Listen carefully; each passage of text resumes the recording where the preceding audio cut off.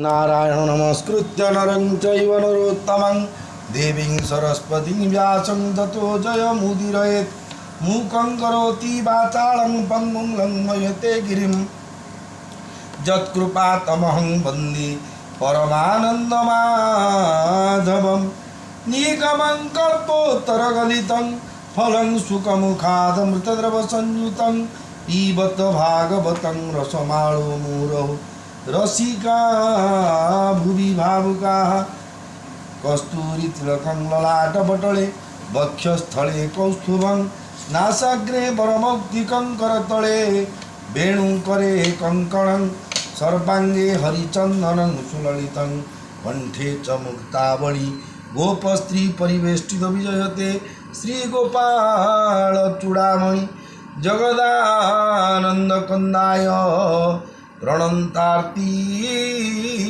हराय च नीलाचल निवासाय जगन्नाथाय ते नमः। मोर प्रिय भाई भौणी माने अति बड़ी जगन्नाथ दास द्वारा रचित श्रीमद भागवत महापुराण बा जीवमुक्ति भागवत कथा को आपण माने श्रवण कर श्रीक्षेत्र पुरुषोत्तम धाम पुरी क्षेत्र गत अध्याय श्रवण करते साधु संग फलादि वर्णन साधु मान सहित संग हेले फलटा कौन हुए चोर साथी संग हेले कौन फल खराब लोक साथी दुष्ट लोक संग हेले जहाँ फल कौन गोटे निर्दिष्ट दिन फल अच्छी साधु मान संग संगति कले कौन फल आपण से कथा श्रवण करते जहाँकि श्रीमद भागवत महापुराण एकादश स्कंध त्रयोदश अध्याय चरित्र थिला वर्तमान एकादश स्कंध चतुर्दश अध्याय चतुर्दश अध्याय श्रवण करवा बंधु बढ़ई जेबे सत्वगुण तहु उदय हुए ज्ञान ये कथा हंस इतिहास वर्णित अध्याय चतुर्दशे जनकर सात्विक गुण जिते बढ़ई जेबे सत्वगुण तहु उदय हुए ज्ञान जितेबले मनुष्य तामसिक निवृत्त हो जिते सात्विक को आश्रय कर तार ज्ञान उदय हो ये कथा हंस इतिहास वर्णित अध्याय चतुर्दशे श्री भगवान वाच कहती प्रभु दामोदर शुण उद्धव ज्ञान सार मुझे बोली मते भज संसारे सर्वकर्म तेज तार प्रस्ताव एवं शुण जेने चिनिबु तिनि गुण तम सात्विक रजो गुण ए भावे प्रकृति प्रमाण ईश्वर नित्य निरंजन निर्गुण सत्य सनातन एणे तार नाही भेद शुण कहवा तत्वबोध भक्ति लक्षण शयले साधिव जो गुण बले सत्वगु करी तीक्ष्ण बाण जिणिम रजतम गुण निर्मल चित्त हृदय धरी जेबे सुजने सेवा करी ए भावे जिणी सत्व गुण क्रमे नाशिव तिनि गुण तेबे अधर्म क्षय जाई सात्विक धर्म प्रकाशई जन्म उदक काल कर्म आगम शास्त्र प्रजाजन निश्चल ध्यान मंत्र देश संस्कार घेनिए जे दश यादि जेते वस्तु जात जानतु त्रिगुणे जड़ित सात्विक भावे ताहा साधि साधु पंडित शुद्ध बुद्धि रजतामस गुण दुई गुरु वचने दूरे थई तेबे सात्विकमय ज्ञान निकटे हुए उत्पन्न केवल परमार्थ शास्त्र अभ्यास करुथिव नित्य तर्क पाषण्ड शास्त्र जेते अभ्यास न करिव चित्ते सुगंध सुशीतल वारी सुदूरे स्नान परिहरी सात्विकमय तीर्थ जले स्नान करिव साधु मेले निरते थाई शुद्ध चित्ते तम राजस जन जेते तांकु न करिव संग समुद्रे जेसनी तरंग पवन बड़े जन्म हुई निर्मल रूप नदिशही एणु असाधु संगते जिनिते साधुंग संग भजी जे प्राणी द्युत क्रीड़ारत साधु संग विरत केवे न करिब मेल निश्चिंते रहिब निरोल सात्विकमय पुण्य देशे निवास करिब विश्वासे पुण्य करिब पुण्य काले कामना न करिब फले सात्विक बिना कर्म जेते केवे न कल्पिब चित्ते सात्विक कर्म मात्र करी रजतामस परिहरी अपरे जेते काम्य कर्म तेने रहिब मति भ्रम वैष्णव दीक्षा शिव मत करिब होई शुद्ध चित्त शांतिक आदि क्षुद्र दीक्षा केवे न करिब शिक्षा सात्विके विष्णु ध्यान करी गृह संसार न चुमरी विष्णु मंत्र उपदेशे सात्विक जनर विश्वासे केवल सात्विक संस्कारे चित्त साधि अनुगत करी शरीर कर्म मात्र जेते बाह्य करिवे लोक मते शरीर कर्म मात्र जेते बाह्य करिव लोक मते ये दोष विधि वस्तु जात जानतु त्रिगुणे जड़ित एणु पंडित जन जेते कर्म साधिव सत्वमते যাবত নাই আত্মজ্ঞান তাবত কর্মে থিব মন সাত্বিক সেবা তৎপরে সত্য বড়ই নিরন্তরে তেনে বিশুদ্ধ হয়ে মন নির্মল প্রকাশ হই জ্ঞান যে শনে বনে বাঞ্চ বাঞ্চে অনল উপজে হরসে যে শনে বনে বাঞ্চ বাঞ্চে অনল উপজে ঘরসে সে বন দহে তেজ বলে পুনি সে নিবই নিশ্চলে এরূপে গুণময় দেহ দহি সাত্বিক ভাবে রহ বিষ্ণু স্মরণে চিত্ত বড়ি ভজতু সর্ব ধর্ম এড়ি এ মন্ত্র শুনি কৃষ্ণবাণী উদ্ধব যোড়িবেনি পানি বলন্তি পাই মনে খেদ হো নাথ শুনিমা গোবিন্দ উদ্ধব বাচ বিষয় আপদর স্থান বলে জানন্তি সর্বজন সকল শাস্ত্র মুখ শুনি গুরু বচন পরিমাণী দুর্জয় লালসা বিষয় দুর্জয় লালসা বিষয় পুনি ভুঞ্জন্তি কিম্পা কহ যে শনে করন্তে ভর্ৎসন উচ্ছিষ্ঠন ছাড় ইস্মান জেহ্নে গধুণী পাদ দুই গধকু প্রহারই জেহ্নে গধুণী পাদ দুই গধকু প্রহার করই গধ জ্ঞান ভাব দেখ পুনি ধামইতা পাক যে শনে অতি নির্লজ প্রাণ বিনাশ ঠারে অজ পূজার বেলপত্রী মান খাউ যে থাই পুণ পুণ এণু সঞ্চয় চিত্ত মোর শুনি কহন্তি দামোদর শ্রী ভগবান বাচ এ জীব বহে অহংকার बोलोई ए देह मोहर रजगुणरु ए प्रकाश वंते बुद्धि करे भ्रंच संकल्प विकल्प एबेनी नाना विकार मने गेनी बेनी संयोगे मोह जड़े नाना प्रकारे काम बढ़े कुमति जनंकर मने प्रकाशे नाना कुसाधने हीरते काम बस होई कर्म करंती मोह वही केवल दुख मात्र सार ये कथा न बुझे पामर मिथ्या विलासे मनग्रस्त राजस गुण विमोहित मुख्य उपमा केते देवा जने भ्रमंती सुरदेवा ए कथा बुझी साधु जने मन करंती संयमने विषय संग दुख राशि हेणे नुहंती चित्तग्रासी सात्विके मोर पादे सेवे कथा बुझंती साधवे क्रमे अभ्यासी सत्वगुण समर्पी मोचरणे मन सात्विक गुणे मन धरी साधि अल्प अल्प करी सात्विक गुणे मन धरी साधि अल्प अल्प करी अभ्यासे नवद्वार रुन्धि मन पवन हृदय छन्दी आहार जिणिब आसने मन निवेशी मोर ध्याने सर्व विषय रसु मन अभ्यासे करिब बंधन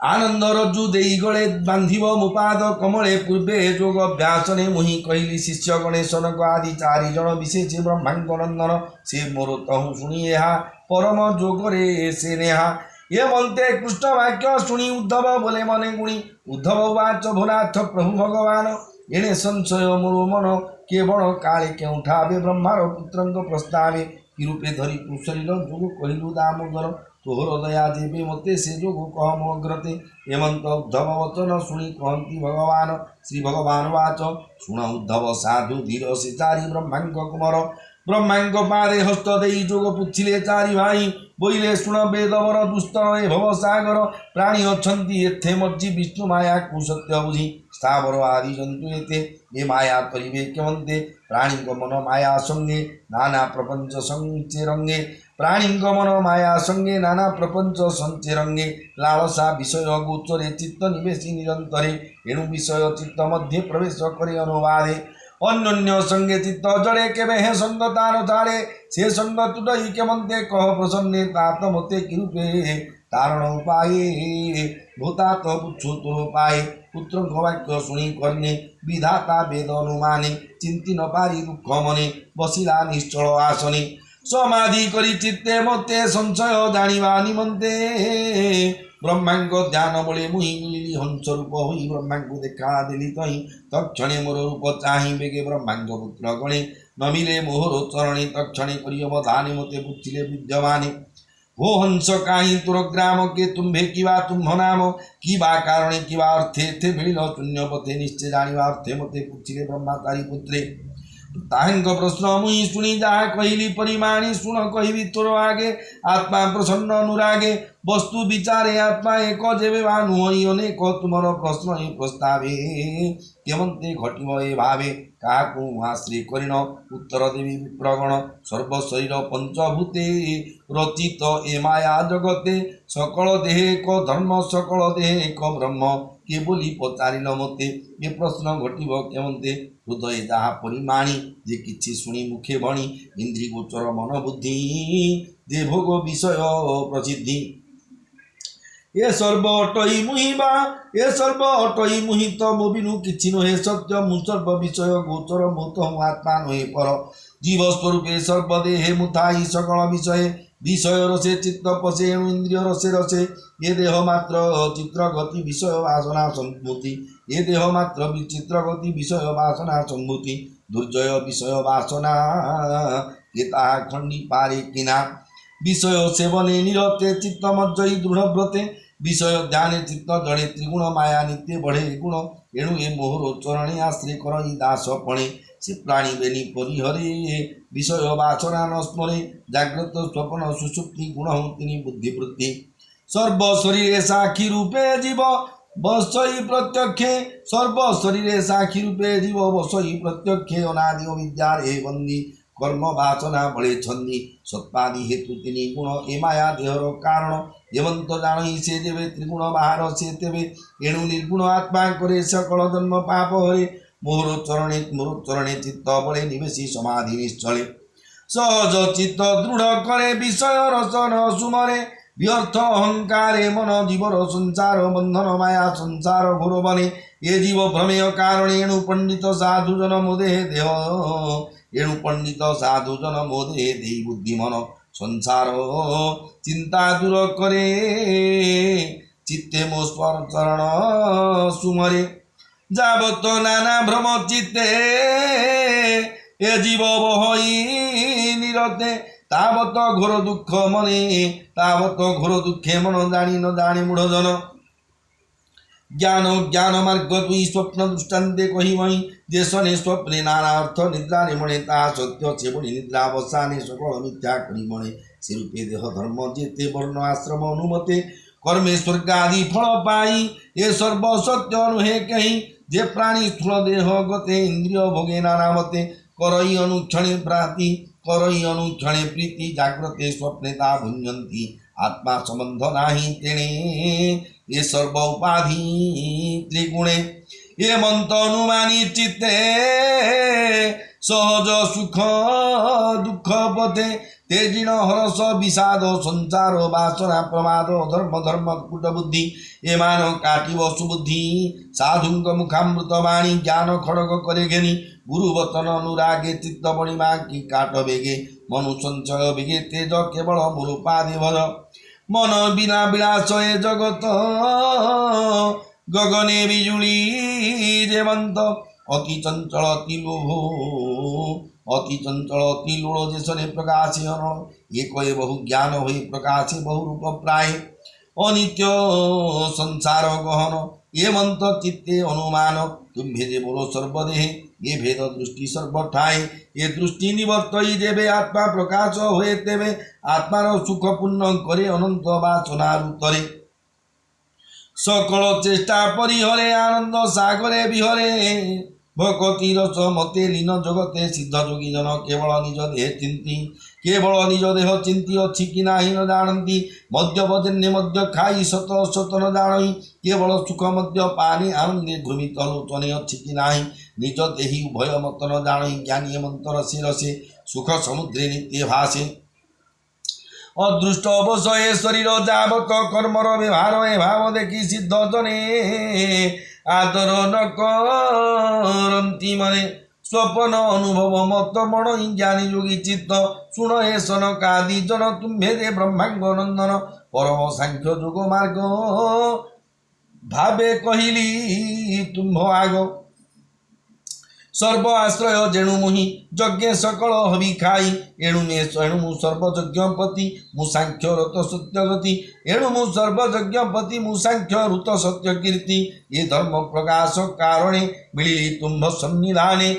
जेणु मु परम आश्रय सर्वजगत मोर देह समस्त गतिपति सार मु जीव आत्मार गोचर तम राजस सत्वगुण मोहर किंकर प्रमाण सकल शरीर मु पुरी मु बंधु प्रिय अधिकारी अनंत शक्ति मु कारण मु निरपेक्ष मु निर्गुण अणिमादि निधि मोर एणु मु बोलाई ईश्वर समस्त मोहर किंकर एणु मो नाही निज पर तुम्हें जे ब्रह्मचारी सुत एणु मु जानी तुम्भ चित्त ब्रह्मांक ध्यान बड़ु मुहि मिली हंस रूप होई परम जोग तुम्भ आगे मुहि कहली अनुरागे ये जोग चित्ते सुखे धर संसार पर्यटन कर ये मन्ते प्रभु वासुदेव बोलती शुण हे उद्धव ब्रह्मांक पुत्र चारि जन एमन्ते शुणी मो वचन सर्व संशय कले दूर आनंदे धरि मो पयर स्तुति वचन अनुवादे भावे पूजिले मोर पादे ब्रह्मांक करी अवधान मु तहु हेली अंतर्धान एमंत कहन्ते अच्युत उद्धव होई कृतकृत्य आनंदे कृष्ण पाद धरी रोम पुलक तनु करी शुणी सानंद ब्रह्मरस कहन्ति जगन्नाथ दास इति श्रीमद्भागवते महापुराणे पारमहंस्यां संगीतायां एकादश स्कन्धे भगवत उद्धव संवादे हंसेत्यास वर्णनं नाम चतुर्दशोऽध्याय भीमस्यापि रणभङ्गमुनिरतिमति भ्रमं यदि शुद्धं अशुद्धं वा मम दोषन विद्यते नमो ब्रह्मण्यदेवाय गोब्राह्मणहिताय च जगद्धिताय कृष्णाय गोविन्दाय नमो नमः।